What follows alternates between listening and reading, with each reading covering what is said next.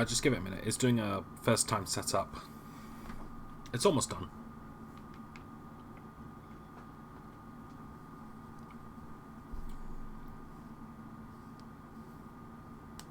Alright, full screen mode. That's some... not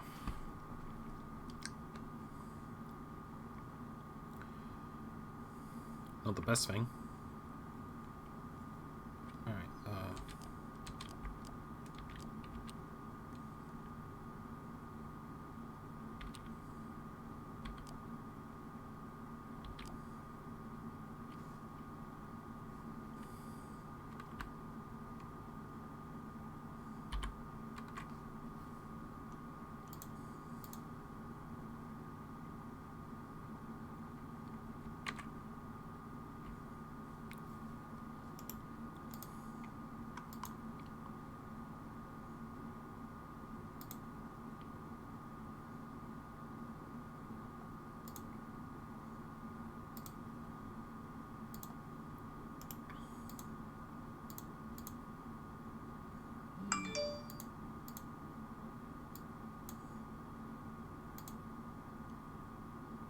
of course, this is going to be a bit of a bitch.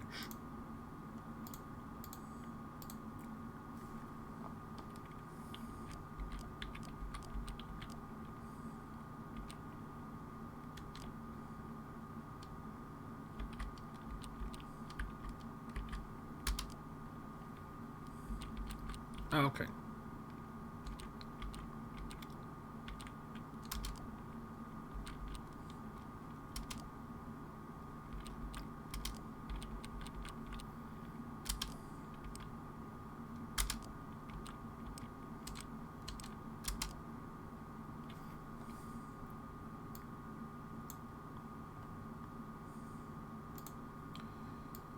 Okay, so far I thought this game was going to be point and click.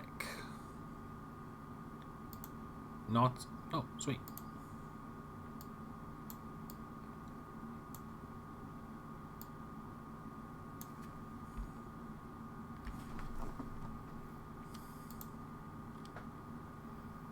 It's really not point and click. I actually have to use the keyboard for this.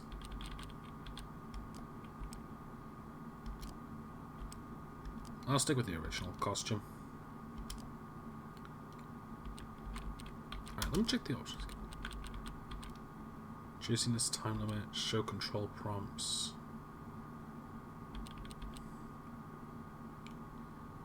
Is this... You know, I'm going to grab a controller for this.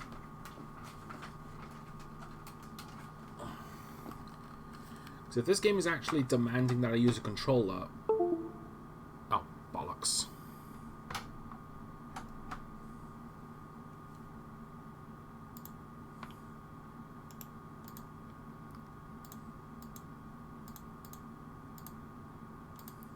Nudged to the camera. Sorry.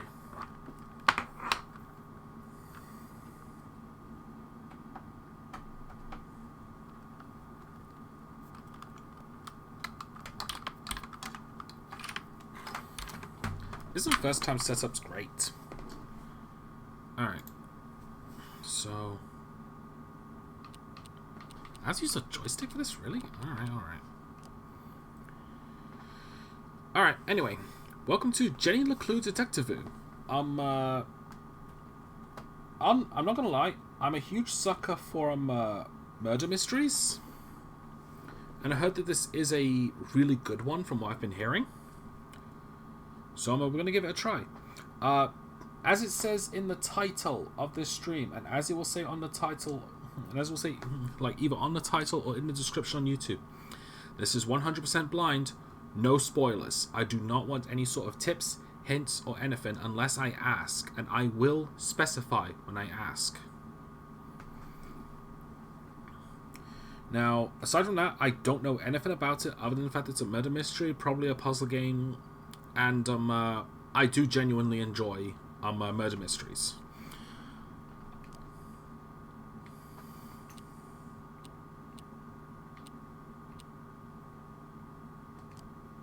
Alright. I don't know how loud this is either.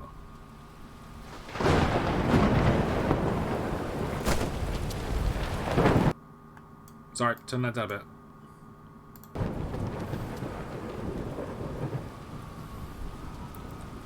Arthurton, you'll never want to leave.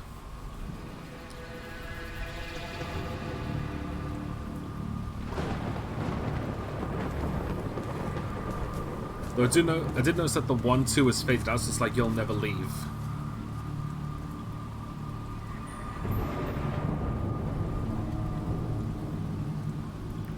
Creepy.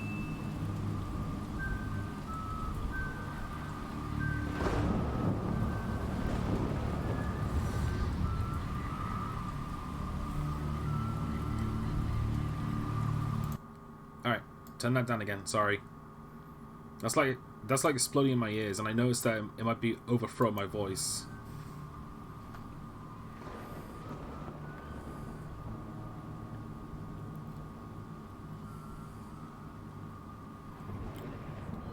So far, I will say this has a very good atmosphere, a good build-up so far.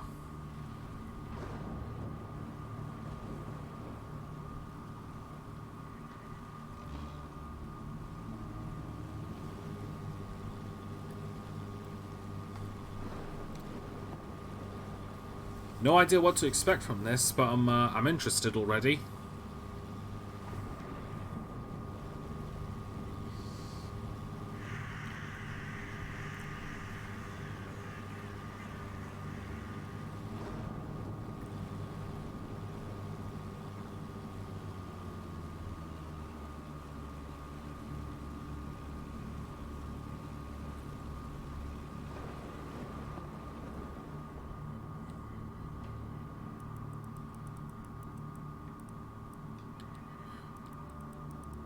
I see.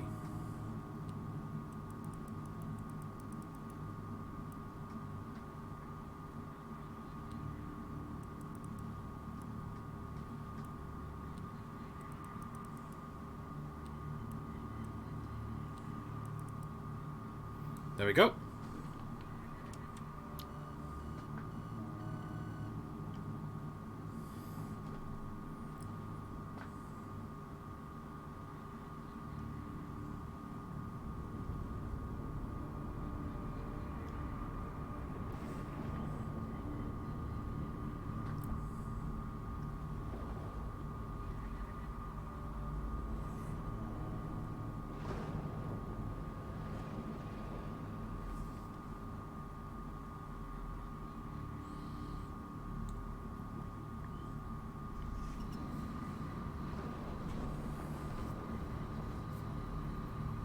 Huh.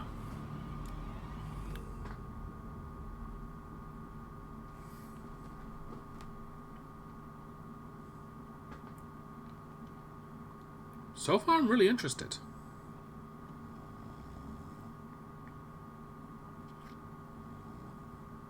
It's also been a while since I last played a blind game on this channel that wasn't an RPG.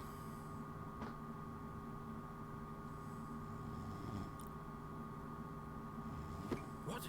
Who? Oh, I must have dozed off. So far, the voice acting is not bad. Perhaps we need a spot of tea to wake us up. What do you say, Rufus? That's not a dog, that's a rug. Yes, quite right. Better get back to work. This book won't write itself. Alright. Wait just 1 second. Okay, just making sure my audio was going through because I can't see it from here. Actually, you know what?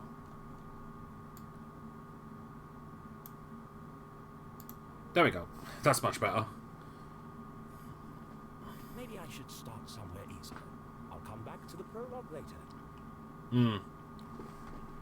The sun rose over another perfect day in picturesque Arthurton.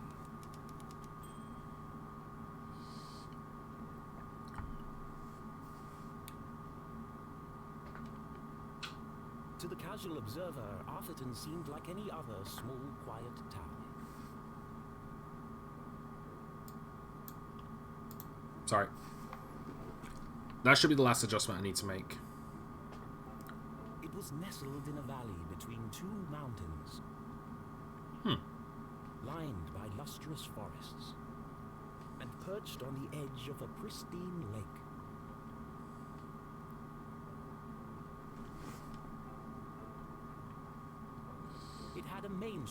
with all the essentials, including a place to sip coffee. Rossborough Barbers, Mr. Beans, Agatha Crystals, Guns Bait and Tackle. Honestly, imagine the Great Placebo. You know, these aren't bad titles. It had schools, a college, a church, and a police station. It even had a museum no one ever visited. Go figure. It was the kind of place you might find anywhere on your travels. Typical, maybe even forgettable. I don't know, I kind of prefer towns like There those. was one thing in Arthurton that was unlike any other town in the whole world. Actually, it was a girl.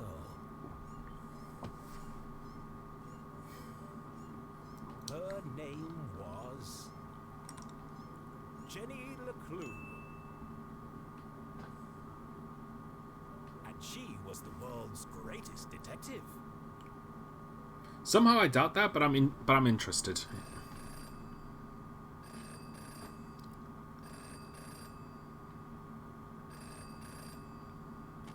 Finkelstein residence. Oh, hello, Glenda. Yes, he said he might ring. Is this still in the story? Is it just quickly cut back? Okay, patch me through then.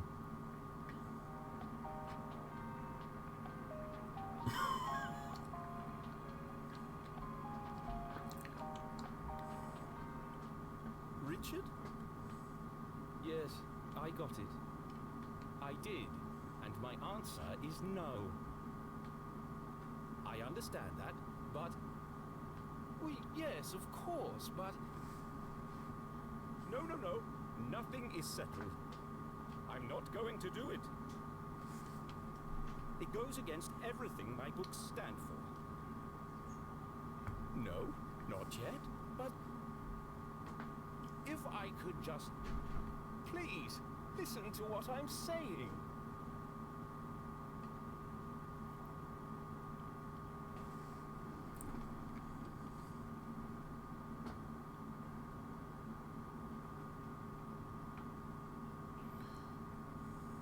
No one ever visited. Letters to Finkelfan's draft. Well, it's me again, Arthur K. Finkelstein, and here we are, book 38 of the Jenny LeClue series, her most joyful adventure yet. Thank you to all the new Jenny LeClue fans out there. You have both been incredibly supportive. To answer your questions, and despite any rumors you may have heard, of course the Jenny LeClue will continue as long as there is ink in my pen and ribbon in my typewriter. Yes, it will be more of the same. I refuse to change my formula. Arthurton will always be a safe and happy place. So from what I'm able to gather, like, there's someone who's like trying to alter the story for the sake of publicity, and it says like someone that's trying to do it for the sake of money, but Arthur wants to do it for passion.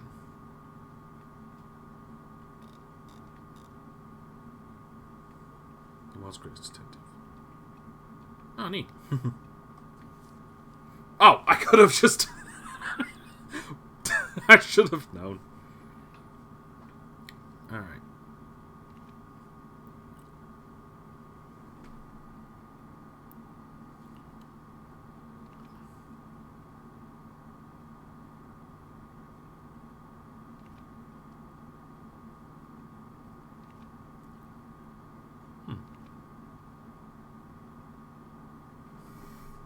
So these must be the names of the fans.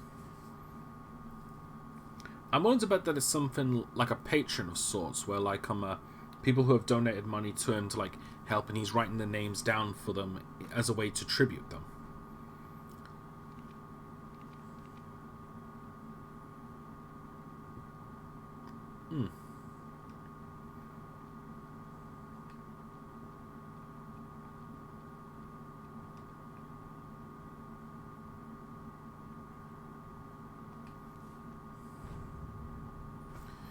Dear Arthur, hope all is well. I'm afraid I got bad news, old chum. There's no way to say it. I've attached the latest book sales numbers. Nowadays, young readers want more mystery and danger. You're losing them with Jenny's increasingly timid and repetitive adventures. One bit of good news, it's too late for the stores to cancel their orders for the next book, so we're going to give you one last go and see if you can breathe some life into the old girl. We want you to try a proper murder mystery. Start killing people off. Add some drama. The bottom line is, if you don't set it up, I'm afraid it's the case of Jenny in The Last Hurrah.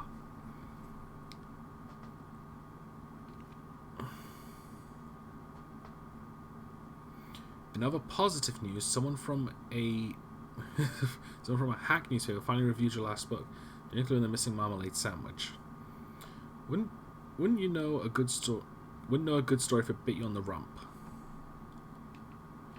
The 38th and hopefully last book series in which very much past its prime. Once a collection of mystery stories cherished by children all over the world, the LeClue seems taken a nosedive into mediocrity without reservation. Most piece.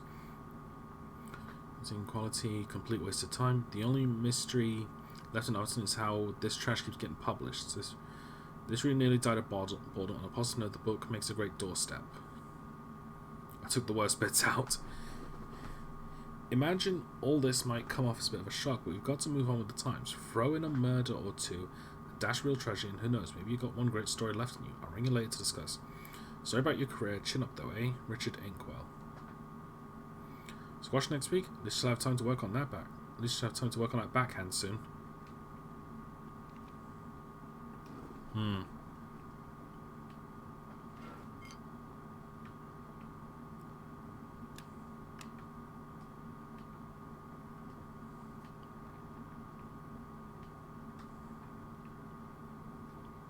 Goodbye.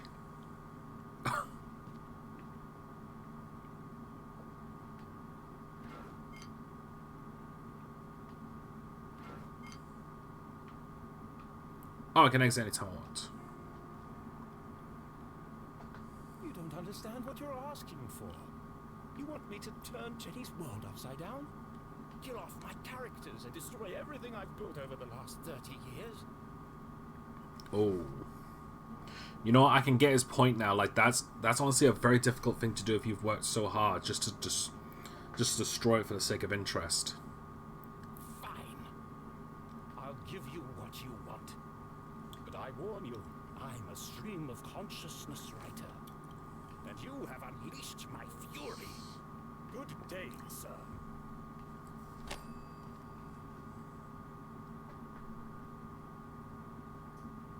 Boring? Predictable? Well, if it's murder they want, it's murder they'll get.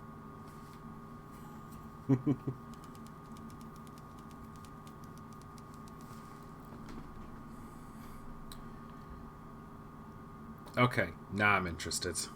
Well, I've been interested from the start, but now I'm like, this is actually... Another perfect day in Arthurton. But today was different. And nothing would ever be the same again. To begin with, Jenny LeClue was dead.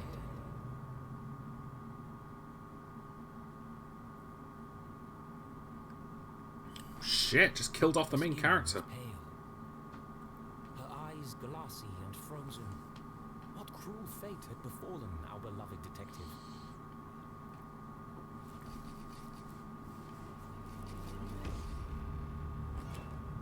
No. Never move the victim. Mrs. LeClue, she's doing it again. Jenny LeClue, you are a dead body. Dead bodies don't talk. Julia LeClue, former detective, teaches dumb students, terrible cook, great mom. But he's doing it wrong.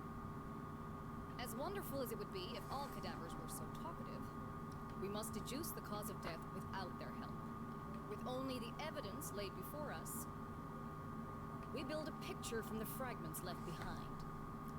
We collect clues, interpret the data, and solve our puzzle one piece at a time.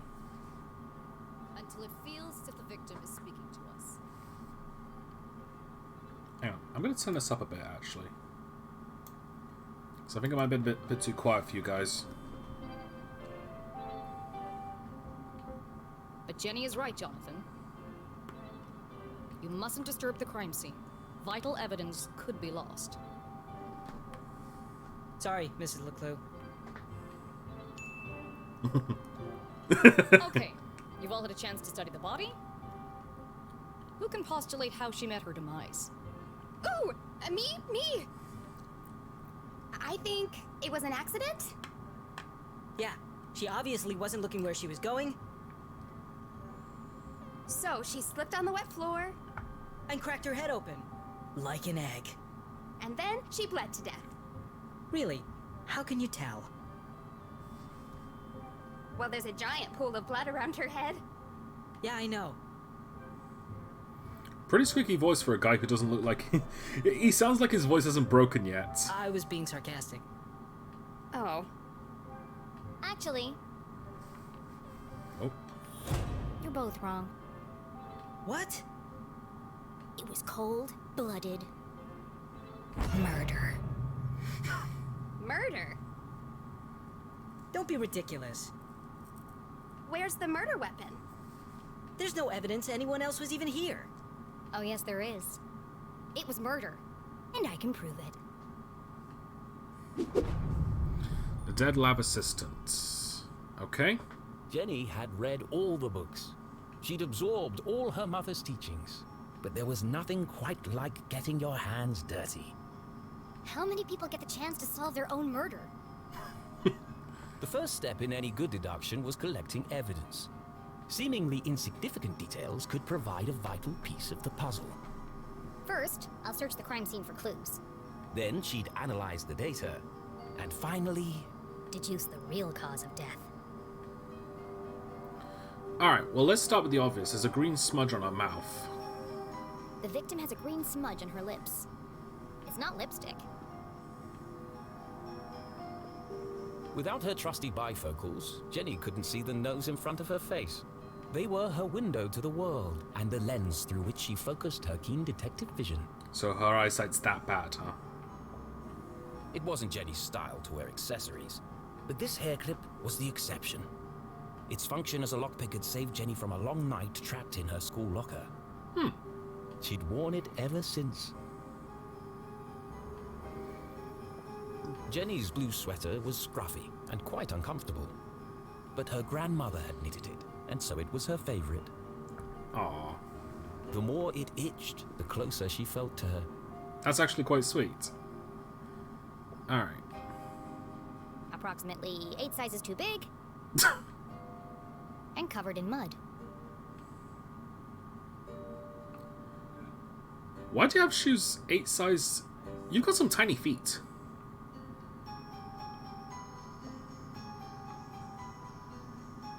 The ends justify the beans. Oh, that's actually pretty clever. I like that. What a waste of perfectly good coffee. Jenny's love for coffee was almost as strong as her passion for crime solving. Chalky green residue on the rim. I didn't even see Smells like that. burnt matches. Alright, so 2 left. There's no doubt the victim lost a lot of blood. Alright, 1 more.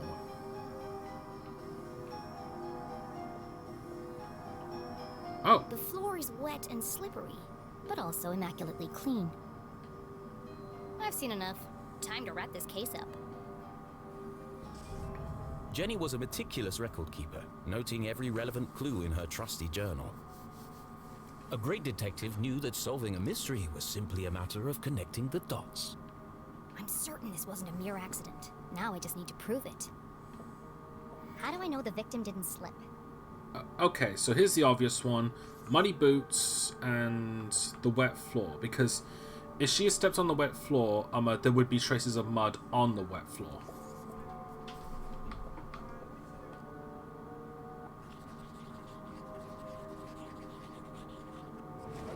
The victim's boots are filthy. They should have left big muddy footprints on the floor. So where are they?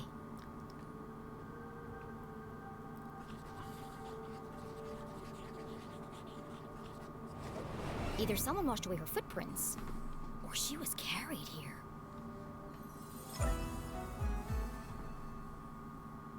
Alright. Okay, that proves she didn't slip. So how did she actually die? What was the real cause of death? Well, we also know that there's a connection between the coffee cup and the mouth because there's the green residue on both.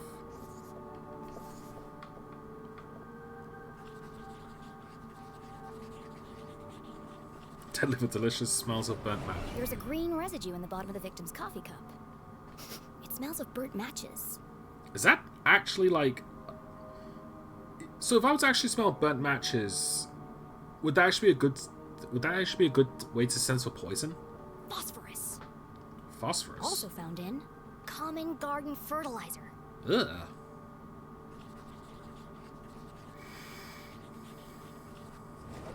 The same green mark is on the victim's lips. Her coffee was spiked with fertilizer.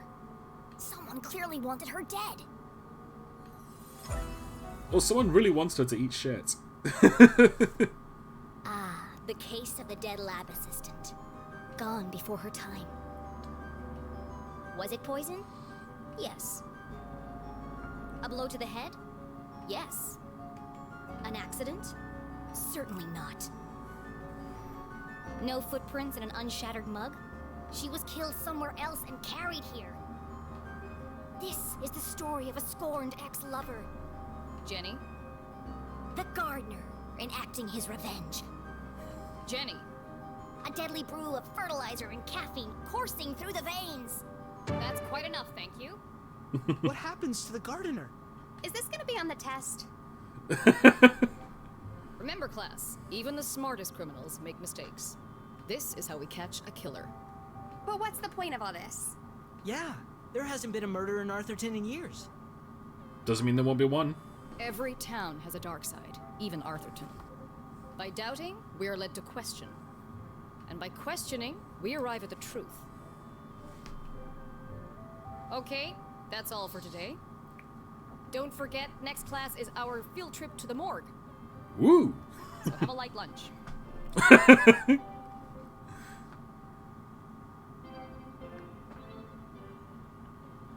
The students need to think for themselves, Jenny. That's why they're here at Gumboldt. To learn. I just figured we all had places to go. Speaking of which, And where are you off to, young lady? I'm a dead body mom, remember? Dead bodies don't tell. See ya. Wait, before you go, I have something for you. Cool. What is it? If I told you, that would spoil the fun, wouldn't it? The LeClues didn't simply hand each other presents. They hid them. It was a family tradition, and Jenny had developed a sixth sense for finding them. With her trusty magnifying glass at her side, nothing eluded her. Ooh. Alright. Oh, hello.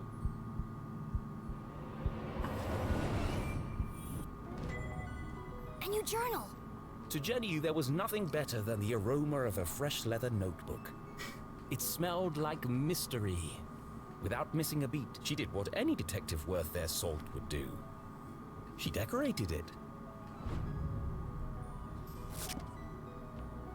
Let's put that. Let's put that here. A great A new detective never journal gives up. meant new adventures. She imagined all the thrilling cases that would soon fill its pages. And on the first page, her mother had written an inscription. A great detective never gives up. Love, Mom.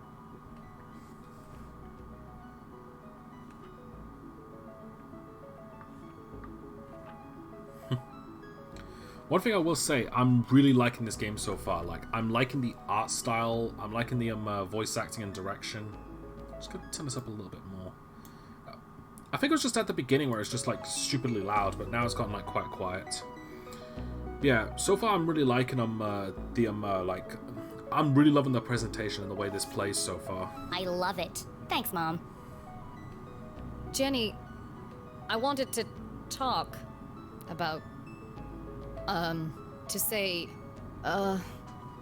Somewhere in the back of Jenny's highly caffeinated brain, an alarm bell was ringing. Her mum was hesitating. What could be causing her to act so out of character?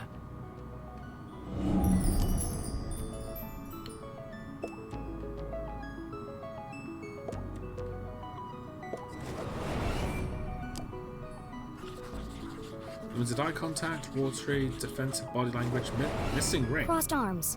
Furrowed brow. Jenny saw it coming from a mile away. Her mother was about to get... Emotional.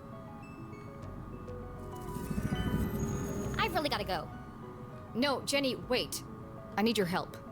What? Really? Jenny couldn't believe her ears. It was extremely unusual for her mother to ask for help.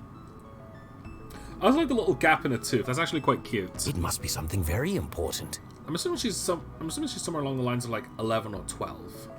Tracing the steps of a deranged killer? A cold case that only someone with Jenny's expertise could solve? I've misplaced the students' essays on decapitation. See if you can find them for me before you leave. I have to run. Wow, the case of the misplaced papers. Are you sure you want to trust me with such a complex task? I have no doubt you'll be able to find them. They're around here somewhere. Jenny was unsure if her mother was unable to detect sarcasm or just really good at ignoring it. Both. No, the latter. The latter. Help her out. Okay, Mom. I'll find them before I leave. On one condition. Yes? You have to let me help grade them. One of Jenny's favorite pastimes was grading papers. Nothing pleased her more than giving a big shiny F to an overconfident student. Don't push your luck. Please. Okay. Yes. Find the papers and go straight home. But I'm meeting Keith tonight. No buts, remember? Oh, I'm sorry. Maybe I'm still feeling the effects of being poisoned for your class. Well then, I have the perfect antidote. You're staying with your cousin this weekend, and you still need to pack. This again? Look, I've considered your offer, Mom, and I'm going to have to decline.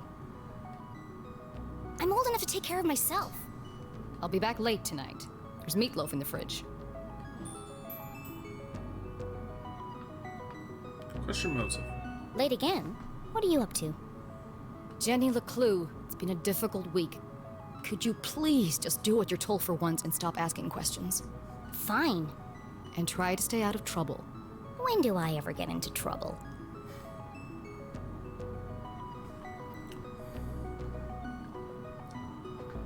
All right, let's find these papers and get out of here. Alright. So it's a side-scroller. Looking rather trim today, Ethan. New diet? What's the matter? Lost your funny bone?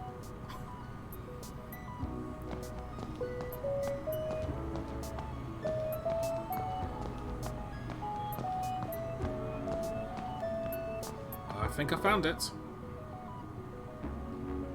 Becoming a great detective took more than book smarts. You needed real-life experience. Yeah. And Jenny was always on the lookout for a chance to get her hands dirty. So if I scroll all the way down here, there it is. Alright, I just want to see if there's anything else to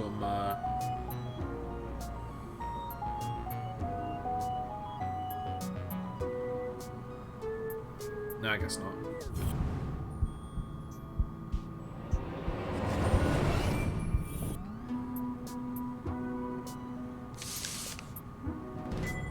It's one of the students' term papers. You can tell by the terrible handwriting and erroneous conclusions. Mom must have put them behind the chalkboard. Alright, so that's one of them at least. Please do not touch. Someone must be running an experiment. And she touches it. Gross. Pretty soon it's gonna sprout legs.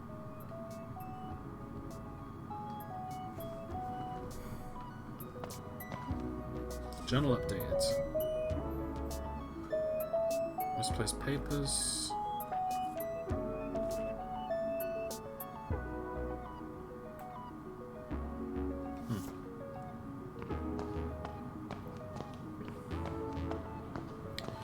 Yeah, I just took a... Hang on.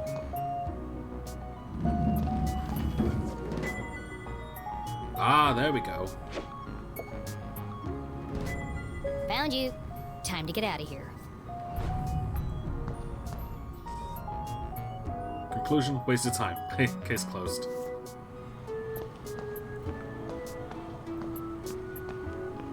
Alright, I just want to check, see if there's anything else to interact with, because I'm very curious. Also, I will say this, that Jane LeClue reminds me a little bit of Futaba from Persona 5. It's the orange hair and the glasses, mostly. And One of Jenny's earliest memories was making raspberry jam with her mum. It's the perfect substitute for blood in class demonstrations. And better tasting than the pig's blood the textbook recommends. Yeah.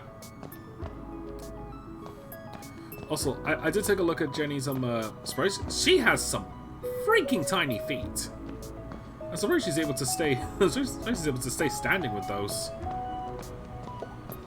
Jenny looked around the room one last time. Was she ready to leave?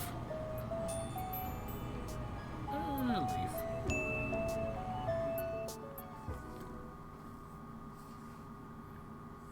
Okay, so she wasn't really dead. That would be silly.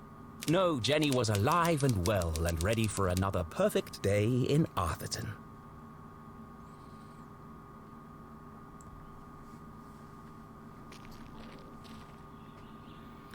Alright. Something I want to do real quick. Choosing this time limit. I'm going to turn that off. Just so I don't get pressured into picking a decision. I'd rather take my time with it. But damn, these are some real. This is some really nice These are some really nice graphics.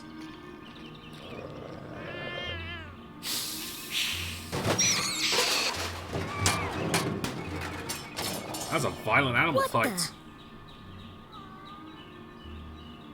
What a mess. I should investigate.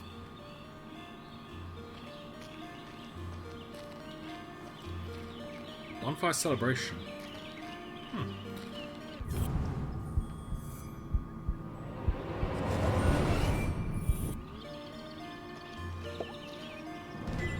Jenny had an instinct for sorting treasure from trash. To the untrained eye, this was just a discarded piece of an old postcard. But to Jenny, it was a mystery waiting to be solved. I should keep my eyes open for any other pieces. The puzzling postcard.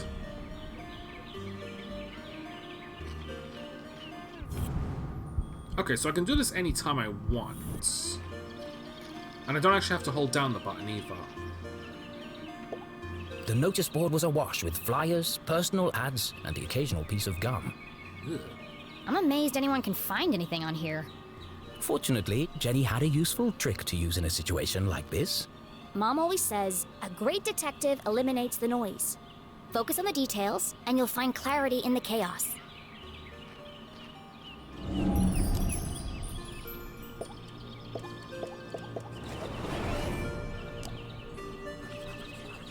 Mystic Healing of Gloria, monthly meetup, Stargazing Society, textbook for sale, Poet Party project this Tuesday, Missing Cat answers to Trevor.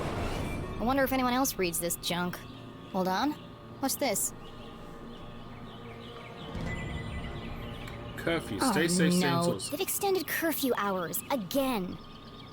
9 p.m. to sunrise. 9 p.m. to sunrise? That's ridiculous. But necessary. Power outages had become a regular occurrence in town. It was dangerous to be wandering around after dark. It won't be long before we need a permit to go out at all.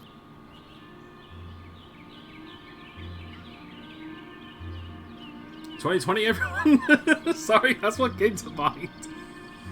Because in this day and age, it feels like we only were going to need one at one point.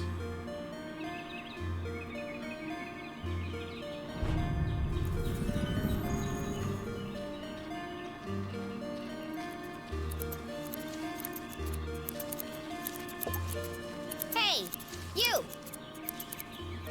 Oh, hi there. What are you doing back there? Well, I was pruning, but then I discovered this cerulean bugberry bush. Discovered? These bushes are all over Arthurton. Actually, this is an incredibly rare bloom. There's nothing rare about Arthurton. I beg to differ. Arthurton has many beautiful and exotic plants. Let's see what he has to say. So let's say interested. Really? Like what? Mushrooms with eyes that glow in the dark. Berries that emit a bioluminescent mist. And flowers with nectar as sticky as superglue. Where? I've never seen any of those things. Well, believe me, they do exist. It sounds like he's talking out of his ass, but I would believe that they were actually things that we're going to come across eventually. I've had the pleasure of seeing them up close. That's one of the privileges of working for Dean Strossberry in his greenhouse. Anyway, I should get back to work. I want everything to be perfect for the Dean's retirement celebration.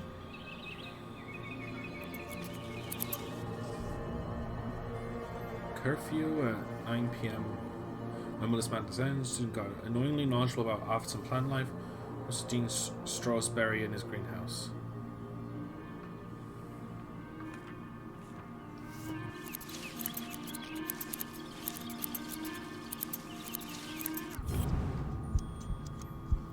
Just have a quick look around just to be safe. Okay, so that's what happens if I just do it on nothing.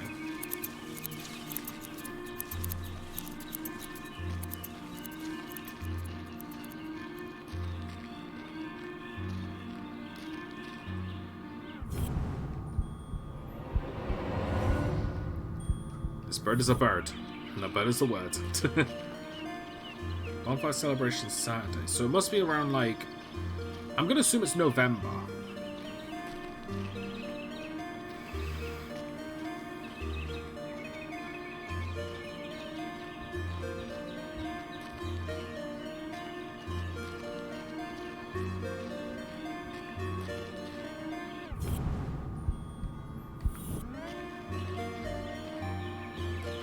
Now, can I go up? Nope, it's just left and right. Alright, duly noted.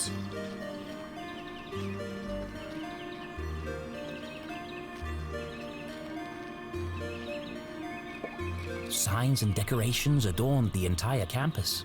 A party to celebrate the Dean's impending retirement.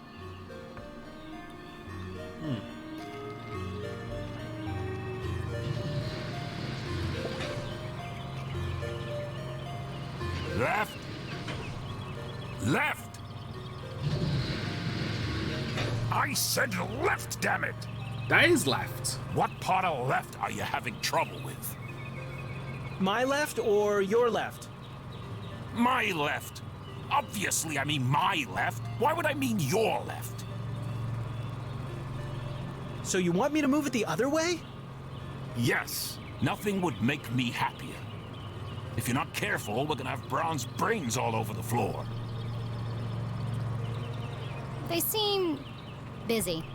I should probably lead them to it.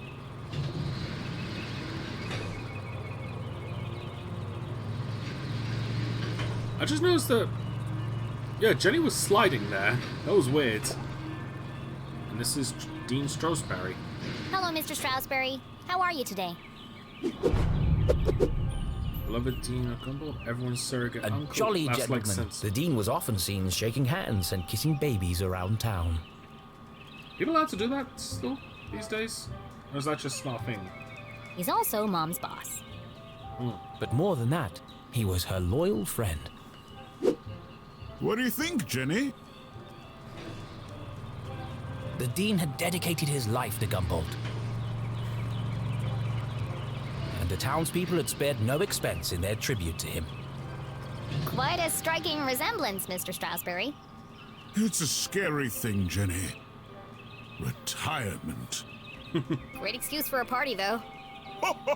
What will you do when you're no longer the Dean? I've been trying not to think about it. This place won't be the same without you. Things change, Jenny. Time marches on, and we must do our best to adapt. It's going to be difficult, but I'm sure we will get through it.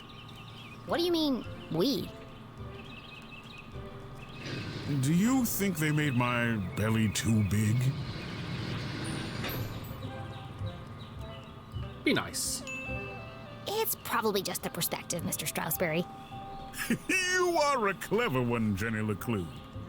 Speaking of which, have you been practicing your detective skills? Have I? Of course, always. Well then, I have a challenge for you. I bet you can't guess what I ate for breakfast. At last, a real challenge for Jenny. A fiendishly difficult puzzle that would take all her wits to solve.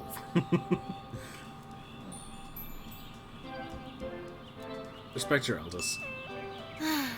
Well, okay. Anything for you, Mr. Strossberry.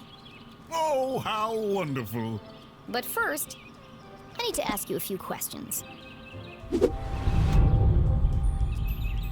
Okay, so this is the interrogation thing. Alright. Gumboldt logo. Basketball game today. Number 1 fan. The Dean was a big fan of the Gumboldt moonbeams. And not just because his son was a prominent figure on the team. Well, a bench warmer anyway. Powder. Dandruff. No hair. Sugar. It can't be dandruff. He has no hair. Oh, he has a mustache. I have a hunch it's powdered sugar. Oh, hello. I see a spoon. Spoon instead of pen. Forgetful. Under stress. Looks like he accidentally put a spoon in his pocket instead of his pen. It's got a coffee stain on it.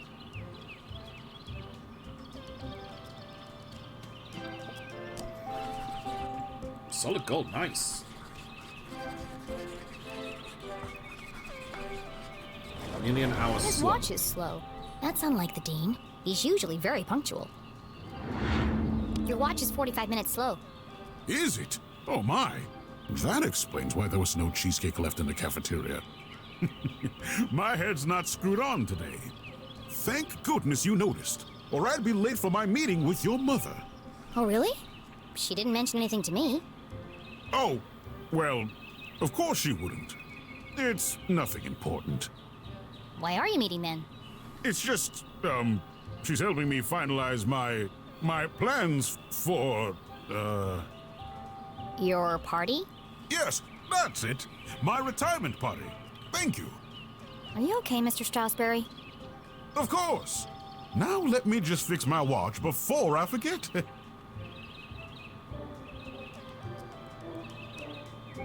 Now, where were we?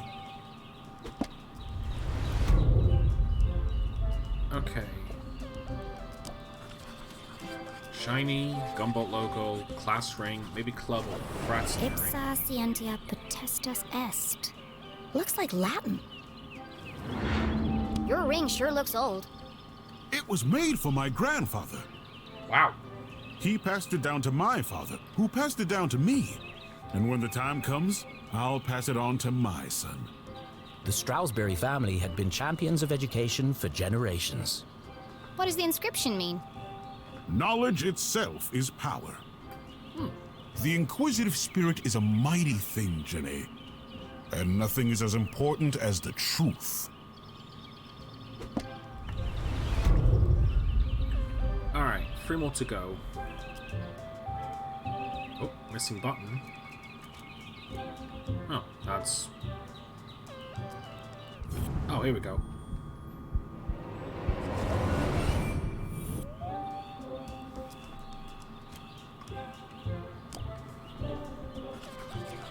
Blood, salty, no sweet, seeds, texture, odor, fruit.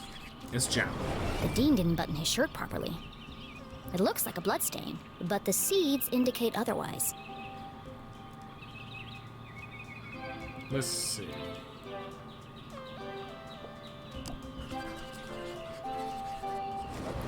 For the Dean, being covered in plant life was not unusual. His work as a botanist was renowned. Looks like you're carrying some extra baggage today, Mr. Strossberry. Well, I do have a lot on my mind. I was referring to your legs. Oh, thank you. I have been doing my daily calisthenics. No, I mean the sticky stuff on your pants. What? Oh!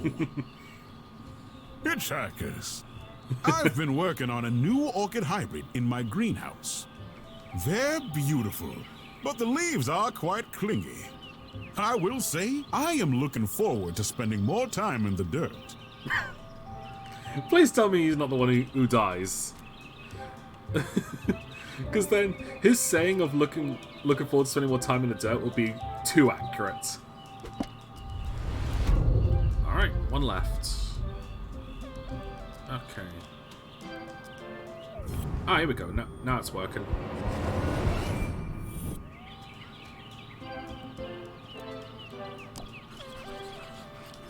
Shaky penmanship, unusually cluttered, lots of revisions. A thick bundle of note cards poked out of the Dean's pocket.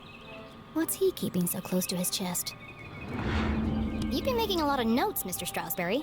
Oh, I was intending to make a speech on Saturday. Why have you scratched out so much of it? Your mother suggested I keep it short, and quite right, too. I must have rewritten it 20 times by now. I just can't seem to find the right words.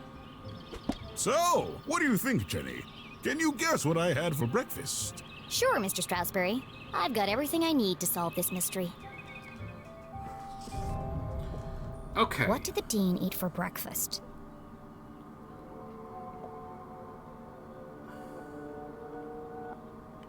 Okay, so let's try connecting this with the bow tie, since they both have ingredients on them.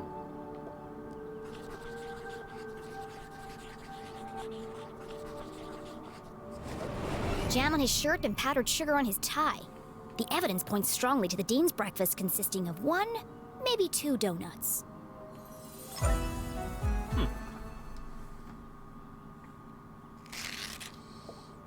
What else can I tell about the Dean's morning? Okay, so Dean's pocket watch is an hour slow. There's a spoon or the pen. The spoon has a coffee stain on it.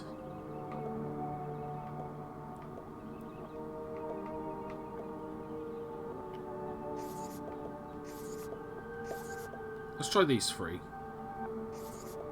Nope.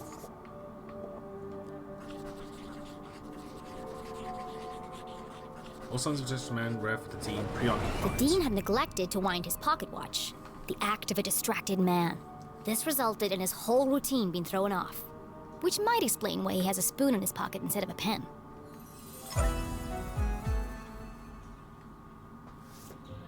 You had a donut for breakfast. Yes? I'm guessing...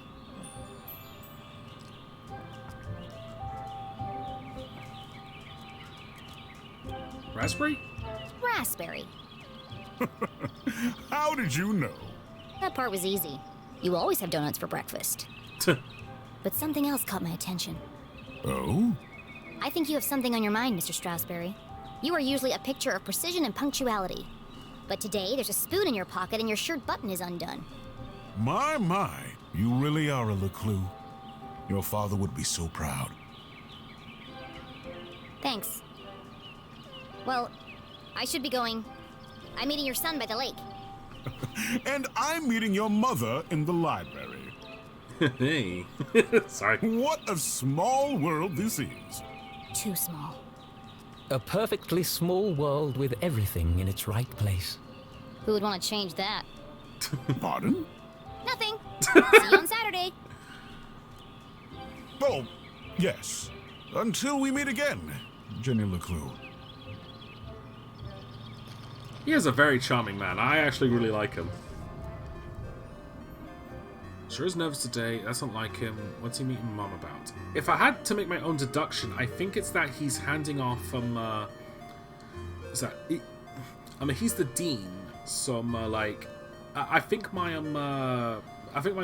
clue is that he's gonna give the school to Jenny's mother.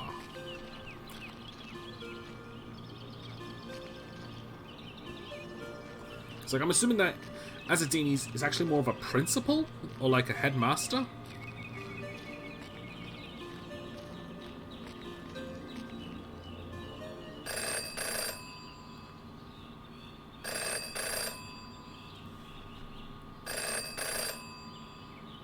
Well, that's not creepy at all. In her short time as a detective, Jenny had learned never to ignore a ringing phone.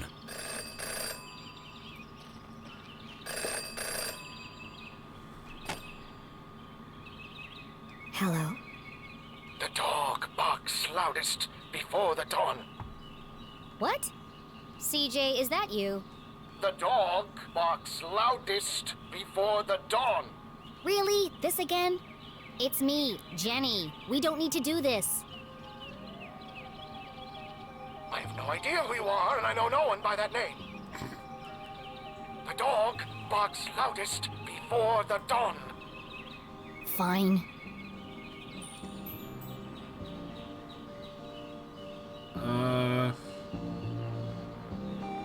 Bird? The early bird can't catch the lazy worm. Good. The wind blows strongly from the east. Glass houses? People in glass houses should invest in curtains. Excellent. The evening sky is full of fireflies.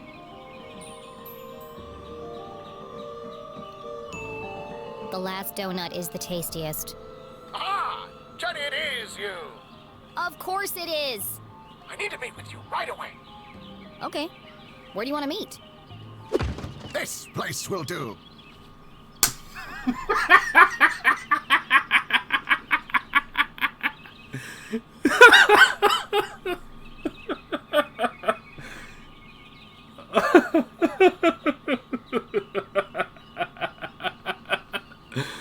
After all that, he was like right next to the other telephone.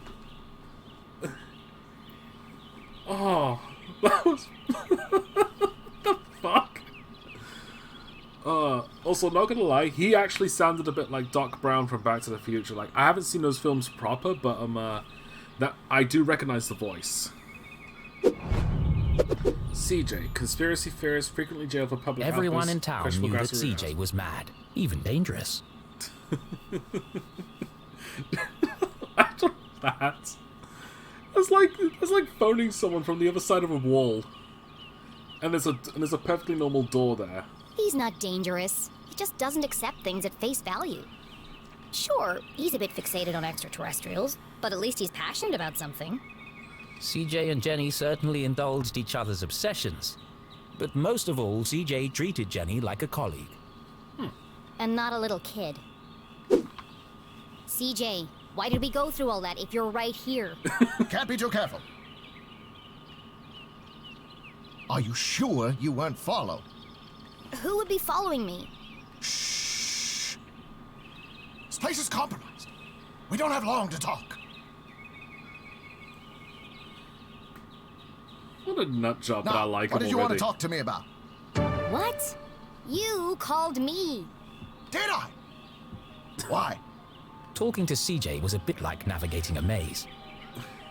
You had a rough idea of where you were headed, but you couldn't be sure you'd ever get there. I'll help you figure it out.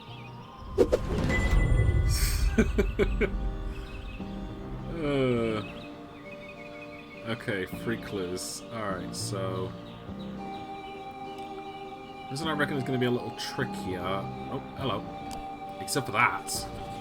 Whose birthday, how old is CJ, and what does CJ stand for? Oh, it's a cake.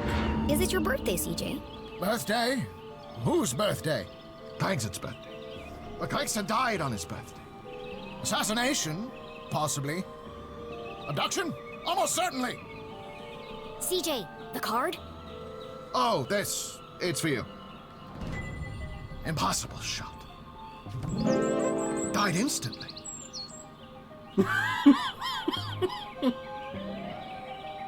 No suspects. No human suspects, anyway.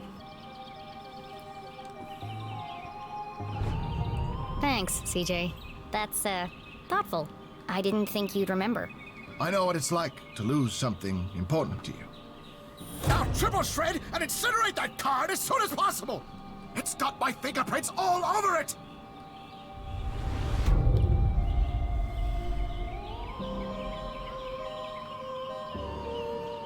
Alright. We're actually at the hour mark, so I'm going to take my break now. So I'll be right back. When we get back, we'll do more of this, like, really good game. I'm so invested in this. Alright, back in a tick.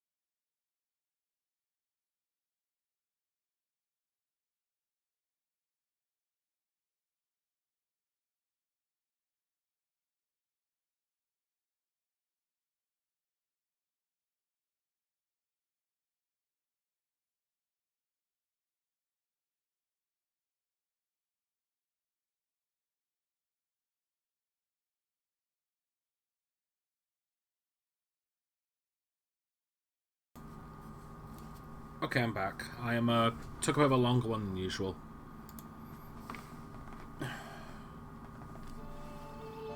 Alright.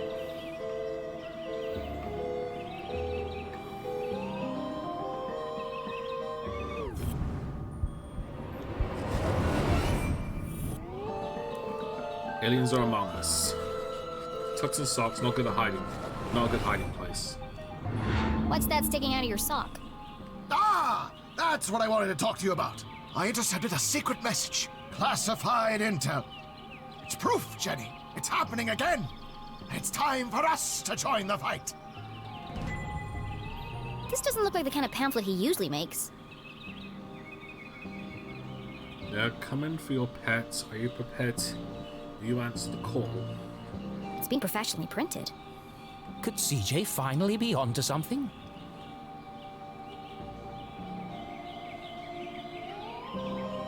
Oh, it's just part of a cereal box. Dumbass. A cereal box from another space-time continuum? Nope, just a regular cereal box. It's an ad for a toy. But why? Why would it just be lying there in the trash?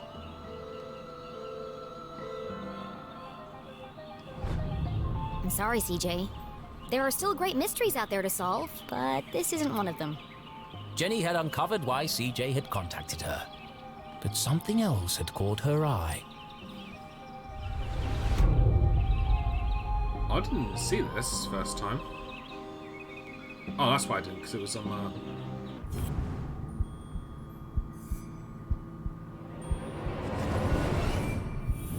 Right, I thought that was actually I thought that was a. Sorry, I thought that thing there was like a booklet sticking out of a pocket, but I was wrong. Hidden in plain sight, strange symbols, cracked glass, wandering needle. I knew he was hiding something. So it is a compass. A compass with strange symbols where the cardinal direction should be. Looks broken. Where did you get that compass? Ah, you spotted it. I knew you would. It belonged to my father. He left it to me to find the truth. You're not going to find anything with that. The needle is wandering all over the place. A bit like you. It's searching. For what? For them. It's this town, Jenny. It's Arthurton. They're here, among us. And this proves it. Or it could just be broken. Could be. I guess we'll never know. So what's the plan now? Library. Research. Very important. Very hush-hush. They let you back in? Not yet. But I've got this hat now. It wasn't your head that needed covering. No, for disguise. I know, CJ. What is it this time? More UFOs? Radio wave mind control? A globally connected communication network used exclusively to view pictures of cats? Did he just talk about the internet? Jenny, you sound crazy. I'm just preparing my defense for the hearing. Is this because you tried to hypnotize Mrs. Brown's prize poodle? No, that was last week. It's because I peed in the water tower.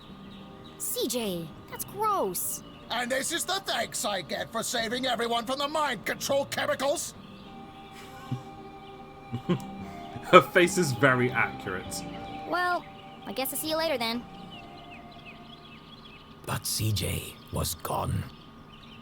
CJ, I know you're standing behind the phone booth. I just watched you walk over there. No, I'm not. Okay then, bye.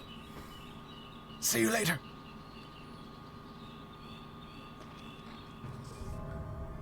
As in Cookie as usual, what does CJ stand for anyway? Secret code. The other bird can't catch the laser worm. Glass should invest in curtains. The last donut is the tastiest.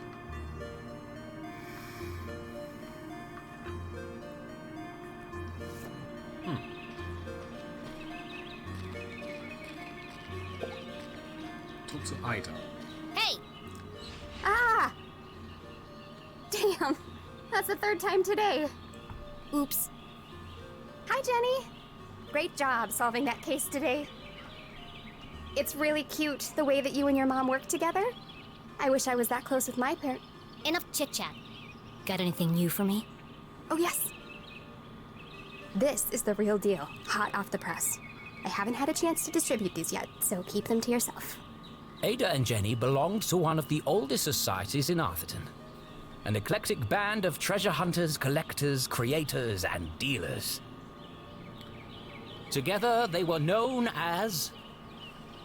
Sticker Club! For generations, Gumboldt students had been hiding and finding stickers all over town. Officially, Jenny was too young to join. But she'd found so many stickers on her own that they'd made her an honorary member. Let's see. Nice crisp edges, rich colors. Very tacky.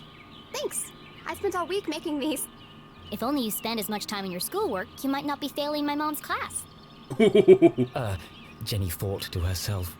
It's to celebrate the dean's retirement.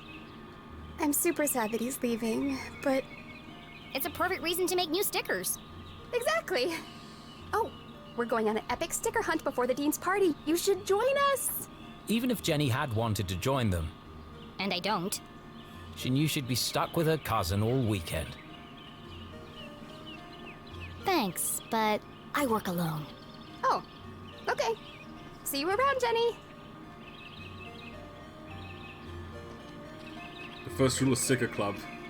Always a Fight Club reference.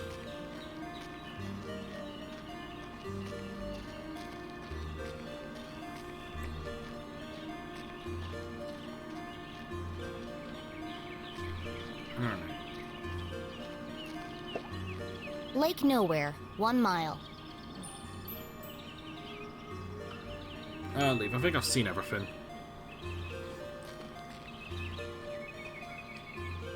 Stop!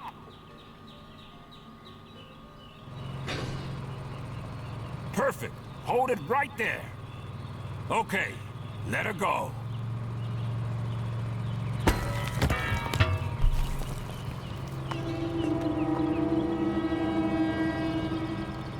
Oh dear. That was ominous.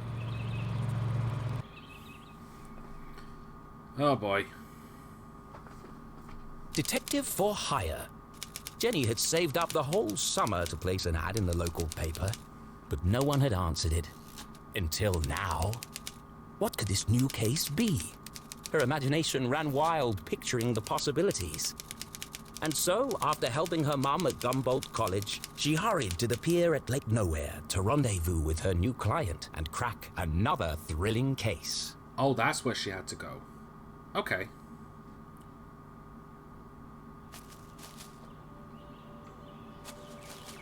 Alright, so if I have a run button. But I'm just going to see this slowly. Staying near the edge of the woods.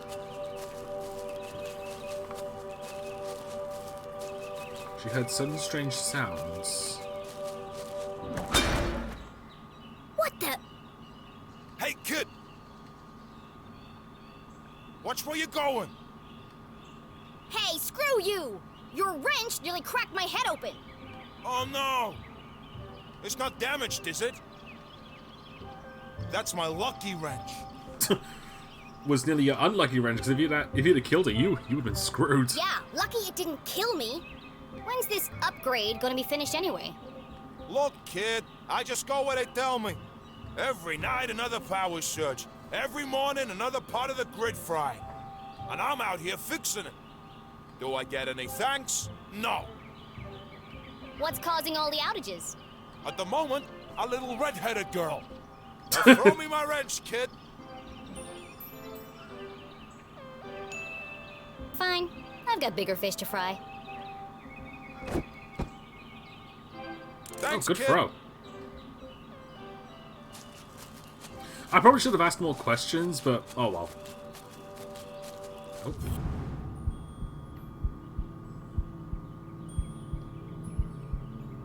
Come on. Aha!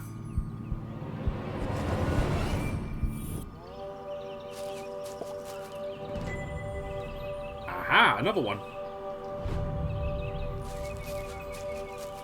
Definitely need to keep an eye out for that when that prompt shows up. As Jenny stepped out of the dark forest, she saw warm sunlight reflecting off the cool lake. And next to that, something even cooler. Keith Strossberry. Come on, Keith! Dance like you beat it! Not so much grinding. Oh, Keith, what are you doing? Not everyone saw it, but to Jenny, there was something special about Keith. He's just happy being himself. Nothing seemed to bother him. Not even having to dance in a costume for $1 an hour. But Jenny was not so laid back. Not when it comes to standing up for a friend. Especially her only friend. Aww.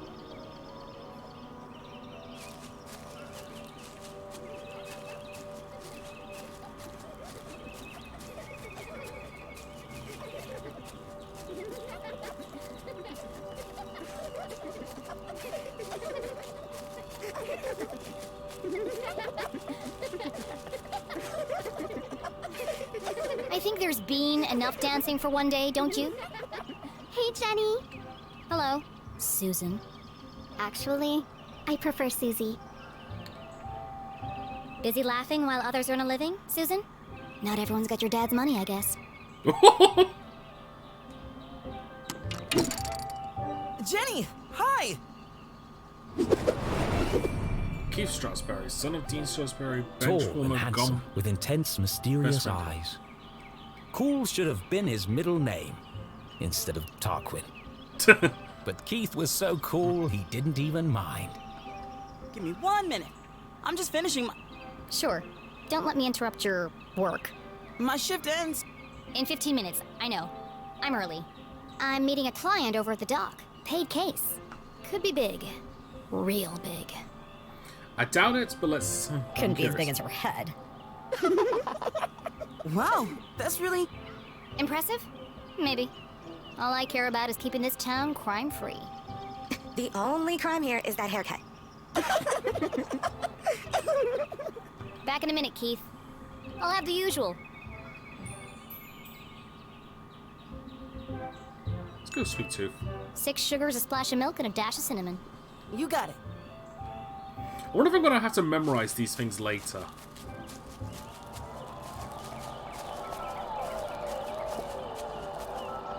How about now? Move it to the left a bit. What's he doing up there? Not now, kid. We're busy. Any better? No, keep going. Now? Yes, it's working. Hold it right there. That's what all the fuss is about? Not this guy again. What is that? Whatever it is, it's not my music. Maybe it's jazz? Shh! I'm trying to listen. You shush. I'm the DJ. I'm in charge. When's this party getting started, boys? Oh, just a few more minutes. How are we supposed to dance to this? I think we're losing them. Another station must be interfering with the signal. But there aren't any other stations in Arthurton. Wait! All these wires must be acting as a giant antenna. Jenny listened closely to the mysterious transmission. It was like no other radio broadcast she'd heard before. Hold it steady! Sorry, I'm trying. That's just getting worse. You might as well come down. No, wait! I can almost make out what they're saying. Sounds like a secret. Just like that, the sound faded away. What did you do? That's no use. Come on. We gotta get this equipment back to the AV department by 6. Jenny was so lost in contemplation, she'd almost forgotten the case at hand. My client. I'm supposed to meet her at the dock.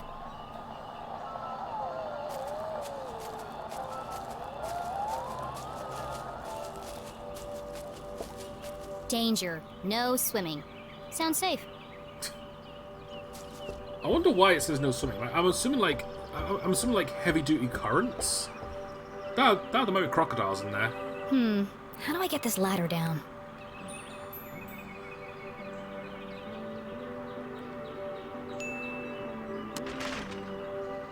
That didn't work.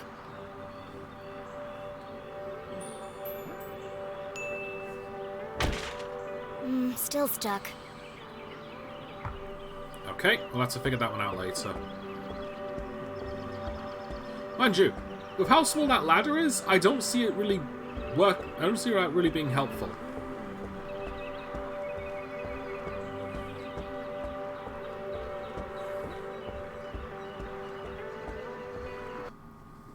Alright, I'll be back in a minute. I'm gonna go and get throat sweets.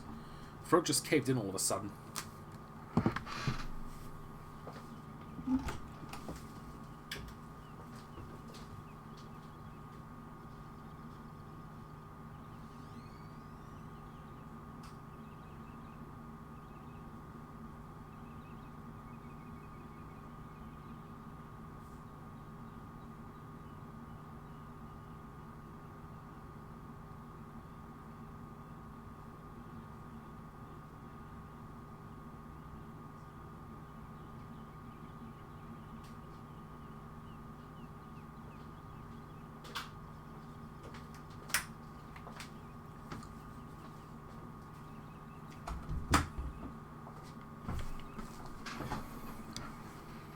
Sorry about that. I don't know why my throat just caved in all of a sudden.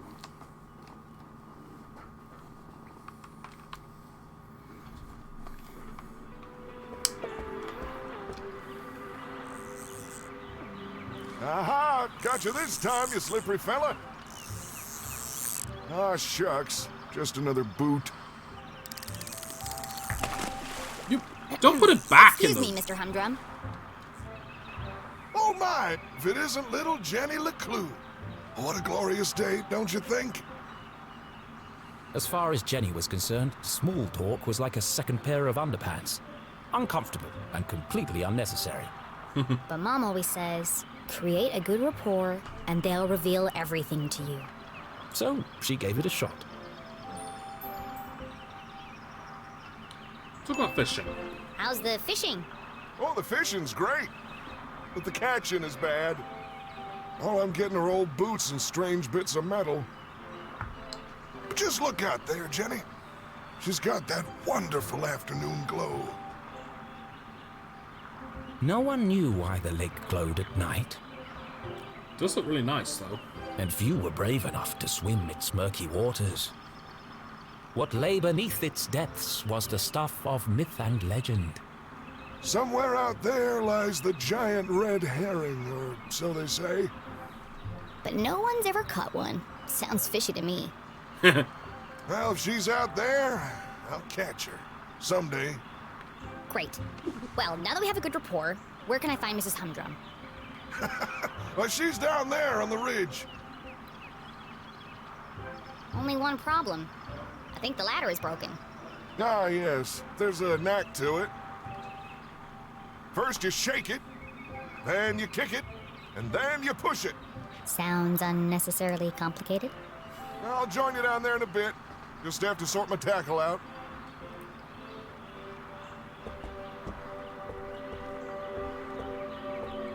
Alright, journal updated again. Falling wrench nearly killed me. Why are the power lines burning so quickly? Keith, can't you see that Peggy and Veronica are making fun of him? Except as by music, terrible, cause, mysterious interference, shake, kick, push.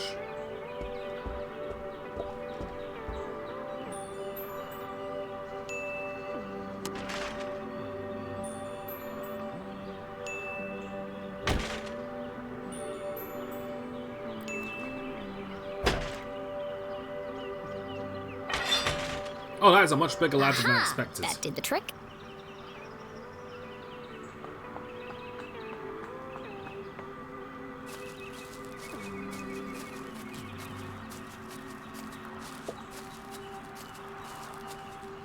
Mrs. Humdrum, I presume?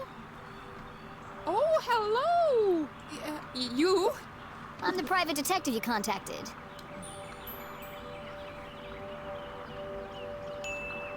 Jenny LeClue, at your service. I'm here to solve your case. Who is it, Dan? It's Jenny, dear, the LeClue girl. She doesn't see so well without her glasses. Oh, hello, Jenny. Oh, I'm that afraid I don't explains. see so well without my glasses. You apparently don't hear so well either. Nothing wrong with her hearing, though. What did she say? I said there's nothing wrong with your hearing, dear. Oh, no, thank you. I've already eaten. I believe you have a case for me? We do. We do. Great. So what's the trouble? Haunted by the ghost of a former lover? Worried you're being poisoned by a mad uncle? I think it's got something to do with her missing glasses. Something so dark and gruesome I can't even begin to imagine the horror? Well, I've lost my reading glasses. Oh. And there it was. A real case. A confounding mystery to challenge Jenny's brilliant mind. I thought this was finally going to be a good one. What do you think, Jenny? Can you help? Sure, Mr. Humdrum. I'm gonna need to ask you a few questions. Case of the missing glasses.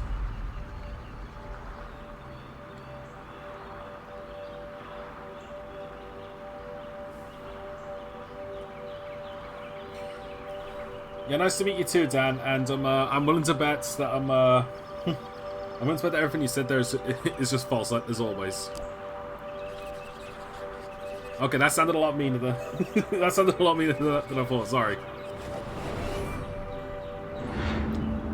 Do you often carry a pair of binoculars? She doesn't go anywhere without them.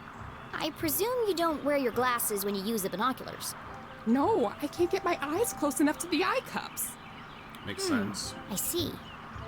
I've never been interrogated before. This is such fun.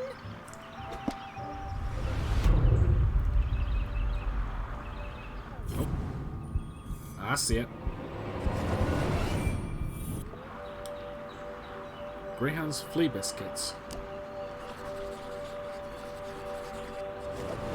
Jenny had often snuck through the hole in the fence at Grubman's to watch the races.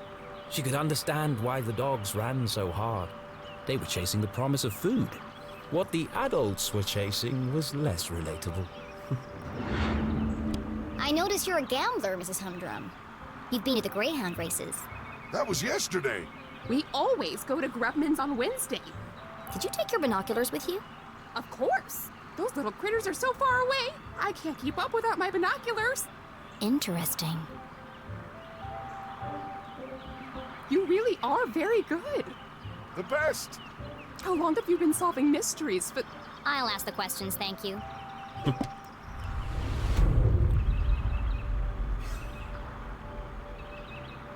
Hello.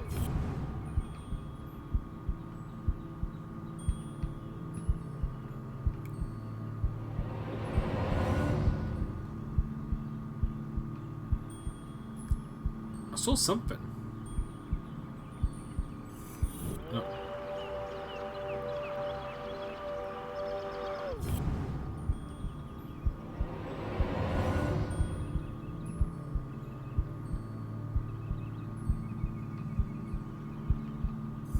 Aha!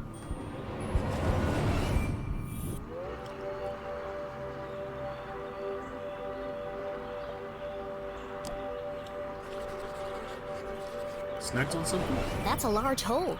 She must have caught it on something. Did you have trouble climbing down the ladder, Mrs. Humdrum? why, yes, I did. How on earth did you know? There's a tear in your pants pocket. Well, what do you know? I didn't realize these pants even had pockets. What's next? Fingerprints? Oh, polygraph test? It's like you're reading my mind.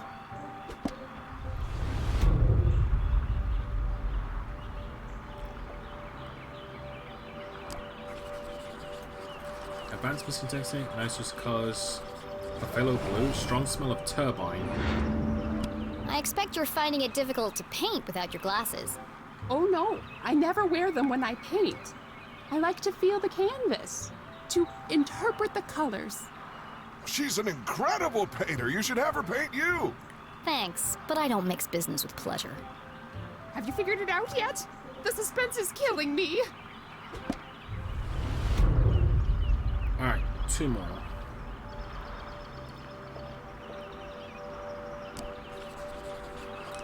Expensive hairdo.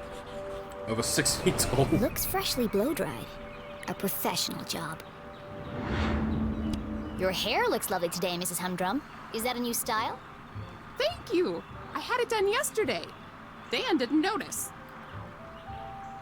They call it the Queen's Coif. Well, it's certainly big. And expensive. But I'm worth it, Dan. Who could put a price on that beautiful head of hair? You're not so bad yourself, hot stuff. Gross. I feel like you know more about me than I do. Alright, last one. Let's see.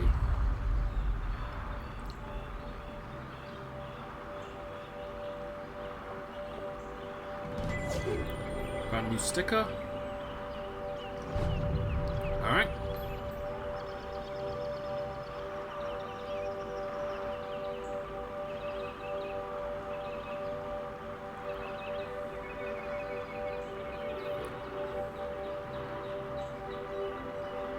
Let's see.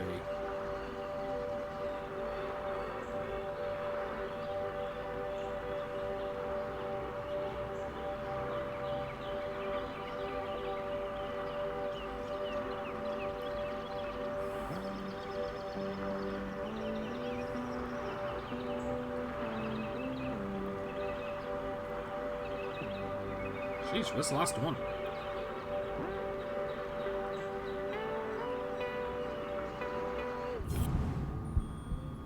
No, it's not going to work unless I see the magnifying glass prompt.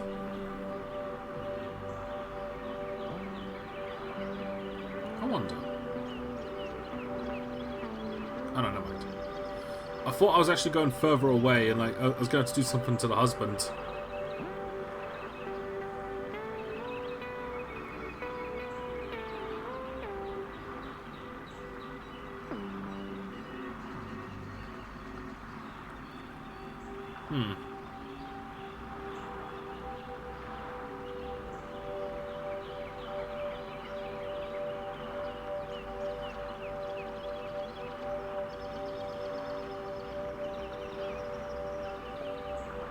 Oh, her eyes, of course. Of course. Missing or stolen? Recent? Jenny recognized the distinctive indentations left behind by a pair of spectacles. She must have been wearing them recently. You still have marks from your glasses on the bridge of your nose. You probably lost them within the last day or two. Oh, I never would have thought of that. When do you last remember wearing them? I'm really not sure. Dan? You had them at your Tuesday book club. Oh, yes. We're reading 50 Shady Graves. You are so thorough. Any more questions? I think I have everything I need to wrap this one up. Alright. Where are Gayle's glasses? Okay, so... Gayle visits the hairdresser on Tuesday morning. Gayle's hair is fluffy at the front. There's a hole in Gayle's right leg pocket. Gayle doesn't wear her glasses while painting. Tuesday night she took her binoculars. So I'm going to say it's something to do with these three.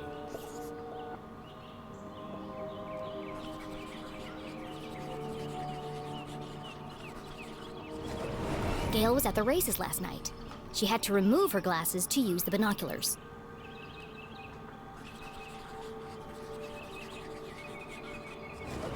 Gayle also had her hair cut recently. It's fluffy and big, and could easily hide a small object.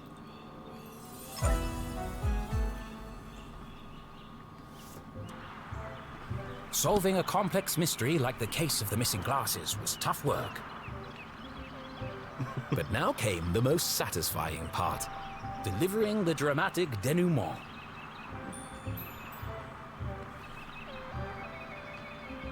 Detective. Let's review the facts. 1. Not only do you love your binoculars, you've come to depend on them for bird watching, greyhound watching, basically anything far away watching. That's true. I immediately sensed the two optical devices, your binoculars and glasses, were incompatible. Thus, to use one, you had to remove the other. Fascinating. Fact 2. Yesterday, you changed your hairstyle. I did. Though fun, it was also impractical. And so tall that it could easily conceal a small object. I see where this is going. Please, don't interrupt. After much research, deliberation, and debate, I've concluded there is only one place the missing glasses could be. They've been on your head the whole time. Oh are. Right there on top of my head. Debts. Incredible! What a talent! They're always in the last place you look, aren't they? A master detective in the making. What would we have done without you? Well, you probably would have found them. And the next time you went to bed, probably would have felt them on your head. Gayle, don't forget to pay the girl. Oh, of course, silly me. You must be rewarded generously for all your hard work. 1/4. Now don't spend it all in one place. Thanks. I'll do my best.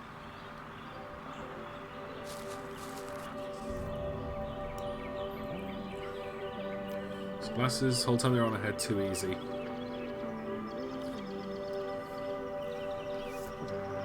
Alright. So far I'm really enjoying this game. This is really fun. It's really daft as well, but I think that's just what I think that's just what makes it fun.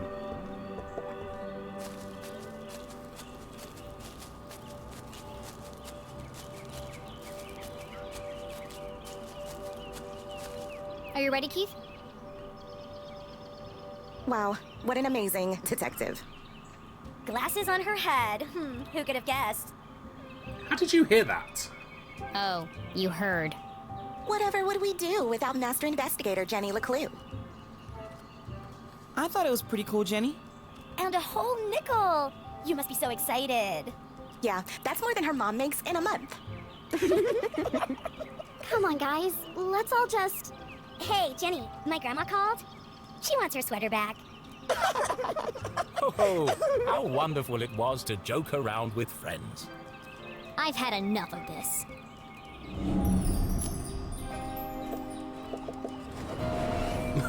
Oh, she gonna diss him? Creased, new, always wearing, brushed over face.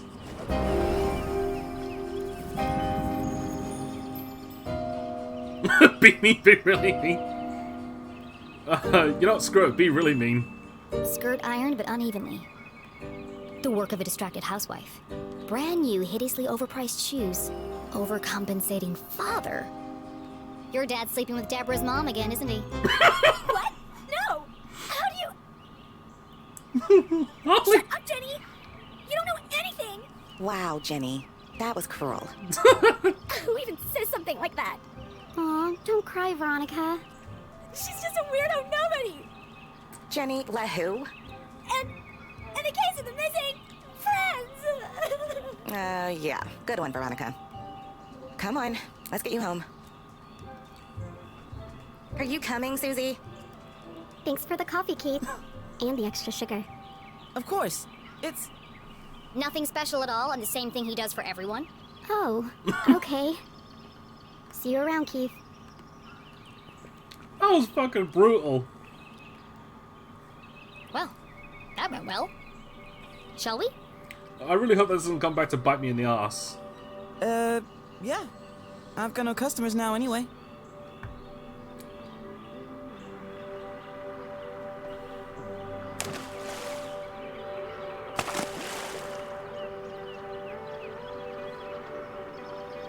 Nothing exciting ever happens here. I'm so tired of these simple cases. It's good frustration. Let's not go too far. How am I supposed to become a real detective if there are no real crimes to solve? You help that old lady.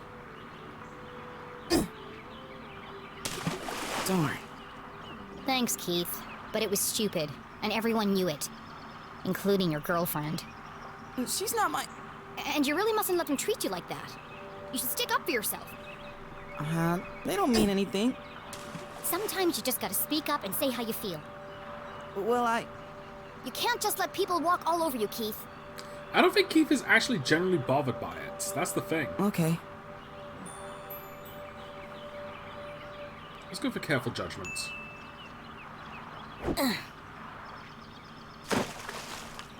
It doesn't matter anyway. Nothing's gonna change. Not in this ghost town.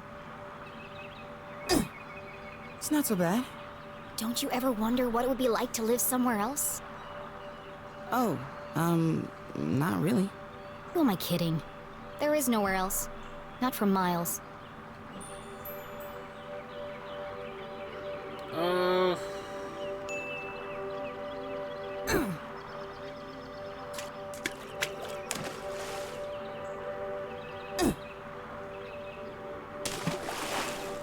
shucks.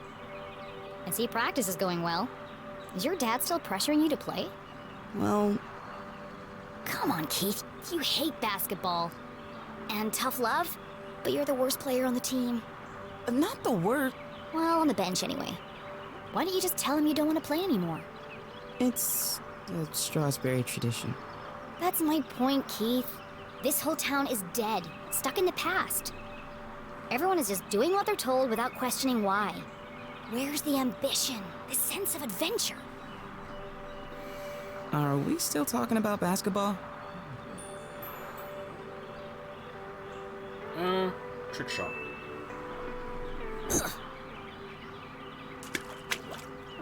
How's your mom? She seems distracted. Normally, she's so focused on her job. I mean, it's understandable. It's been almost a year since... And now she's planning to go away for the weekend, and she still won't tell me why. Yeah? She was definitely acting weird earlier. Maybe she's lonely? You know what? You're right. I am? She shouldn't be alone right now. Actually, your dad told me they were meeting in the library. We're going to need supplies. 2 of Mr. Bean's finest, please. To go, of course. Here is my payment in full. That's a nickel. Put the rest on my tab? Thanks for the pep talk, Keith. You always know what to say to make me feel better. Last stone. You want it? Let Keith throw it. You take it. You need to practice. Here goes nothing.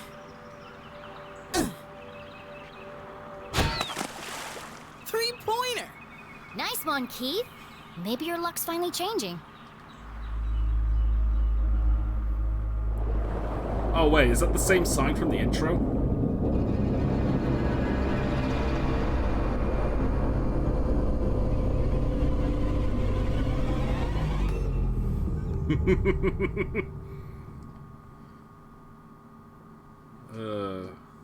I am Keith loving was an this. excellent listener.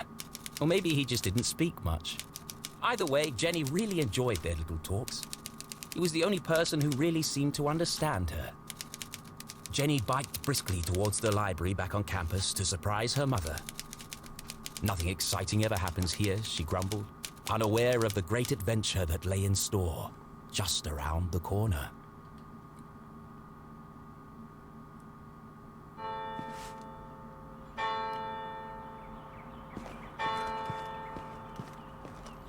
The library was quiet.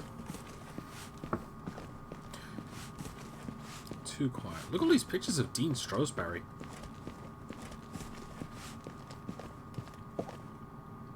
Gerald Strossberry. Oh, the different people. Cornelius Strossberry. It's a wall of Strossberries. The Strossberry lineage stretched back to the very founding of the university. There had been a Dean Strossberry at Gumboldt for over 150 years.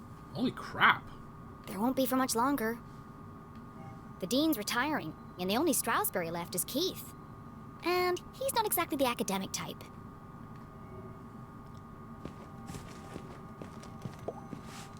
No one on duty. A book thief's paradise. There's a note on the desk. This guy. This man is not allowed in the library due to past incidents. Wearing a hat and or a fake mustache, be vigilant. 2. Someone keeps leaving book cards in the quiet study area. Please remember to return cards to the front desk area and stop standing on them. You've got ladders for a reason. Alright. This I noticed. New sticker.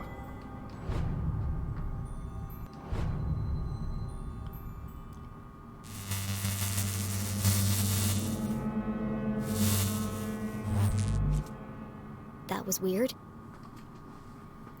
Another power outage. Hello? Mom? Mr. Strossberry? Anybody?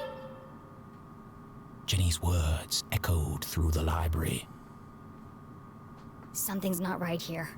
A mystery was unfolding. Whatever it is, I'll get to the bottom of it. Case of the quiet library. Too quiet. Alright, I've got about 12 minutes left, so I'm, I don't know how this game saves. I should have spotted something.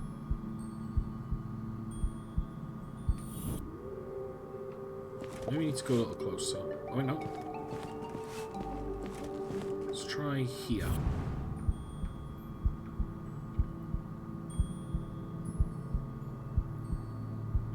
Let's see.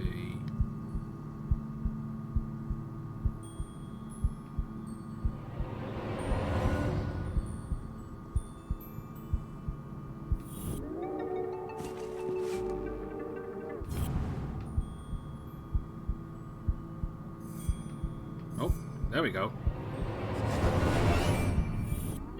Les Strossberry, Gumbold's 21st and jolliest dean, smiled down at Jenny. Looking a bit wonky today, Mr. Strossberry.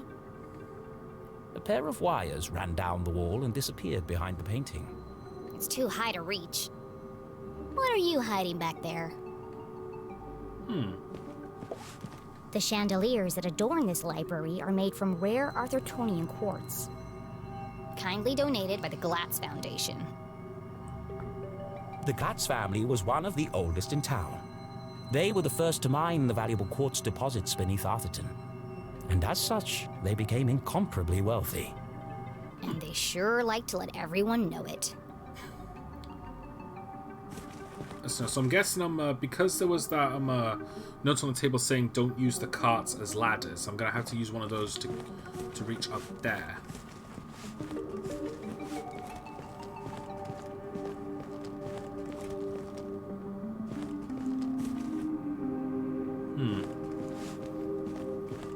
I am really liking the art direction and dynamics of this game. It's really cool. Laddertron 5000. The pinnacle of remote ladder and bookcase technology. Kindly donated by the Glatz Foundation.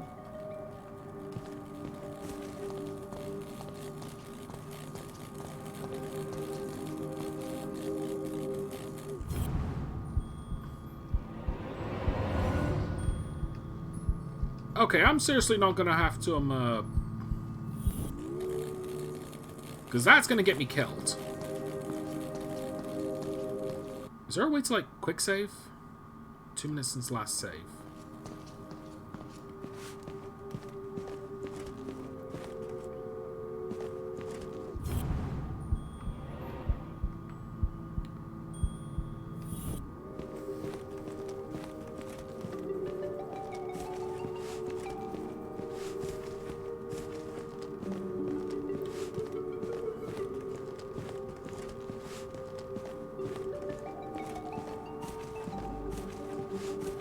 Let's have another look around real quick.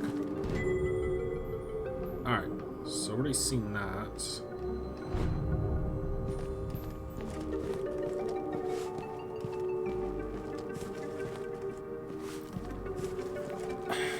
Do I really have to touch the metal ladder with the sparks on the wheels with the water? Because I feel like that's going to be completely wrong and that's going to get me killed. Or at least with a bit of luck, Jenny will actually put in some common sense before stepping.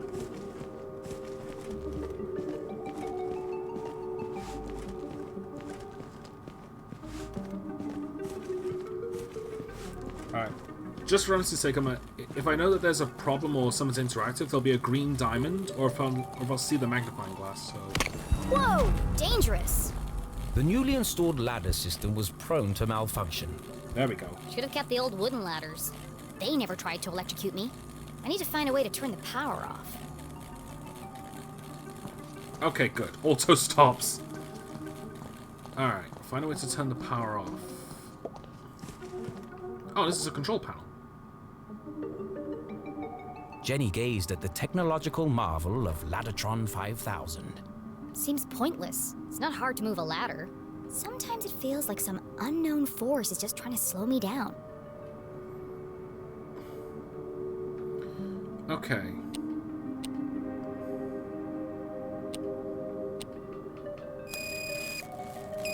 No good. I don't think I'll be able to move the ladders while the electricity is on.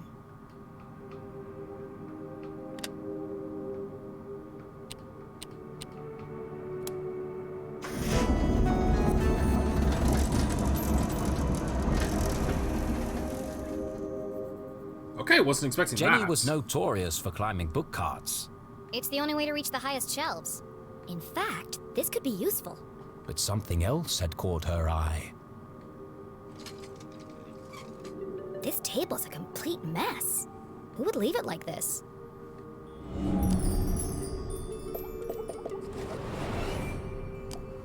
Alright. Conspiracy theories, messy diagrams, geological books, old town documents. Illegible scribbles, intricate diagrams of giant machines, a worn copy of Aliens in Arthurton. Oh, I know who that one is. CJ. Jenny knew only one person could have been sitting here. CJ. It's odd, though. He usually hides everything when he's finished. What's this? A tattered piece of paper with a series of seemingly unrelated notes. The Shadow Men, abandoned mines, observed massive seismic activity, possible landing site. 1131010, so 11 o'clock forest. UFO storm circling, intense sounds. Graveyard taken, powerful beams of light, experimenting on corpses. Another sticker. SJ.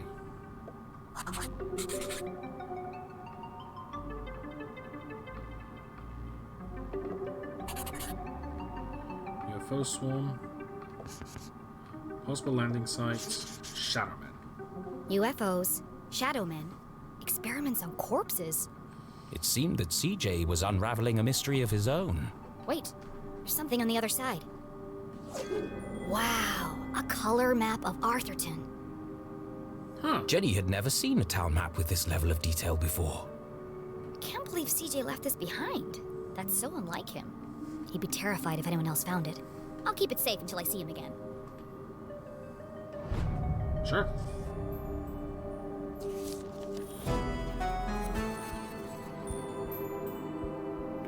Alright, so I can actually use this to study where I go, and I can make marks.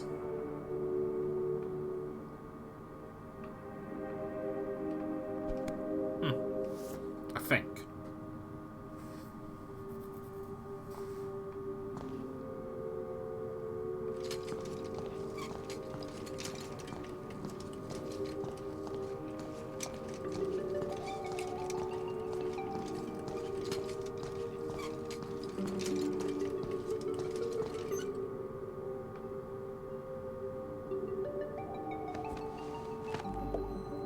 No secrets between friends, Mr. Strossberry.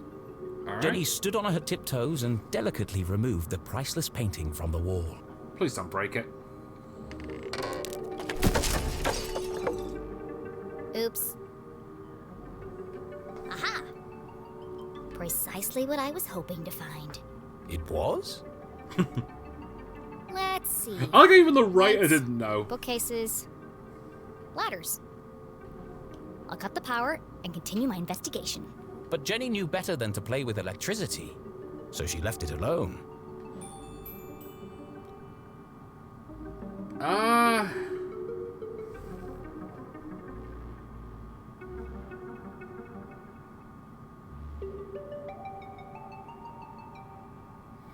You know what? Let's actually try and find another way. I guess I'll find another way. Wait, what am I thinking? It's a simple switch. Perfectly safe. But Jenny was strong in her convictions and seldom changed her mind once she'd made the correct decision. Fine. Actually, not fine. Alright, fair enough. The eerie silence unnerved our tiny hero. But even worse was the dark. Jenny had always been terrified of the dark. Just breathe. A great detective never succumbs to fear.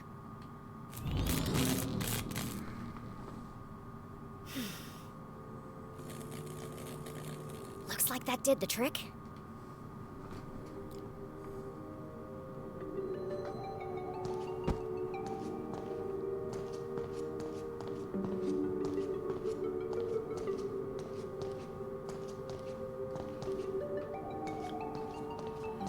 Alright, so if I run... Yep, back in now. Can I push up on there? Nope, okay.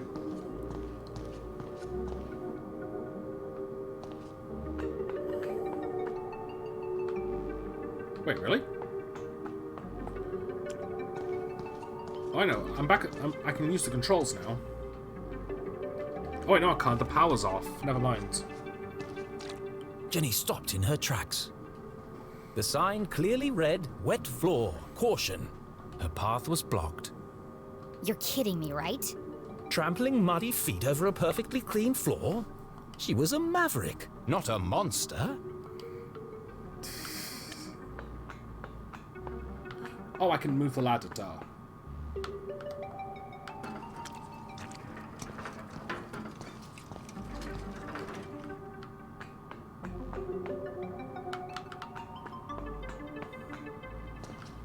Oh, I see. Move it here.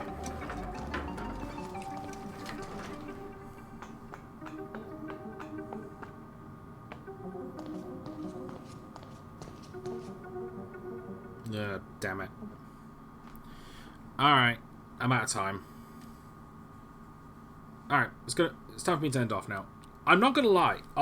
This has so far been really good. Like, I'm loving the I'm loving the art style. I'm loving like the backgrounds. I like the music, the voice acting. I like the sense of humor as well. Like, this is so far really good. Like, I'm really enjoying this, and I'm very curious as to what's happening next. And that is a good tell of a good game.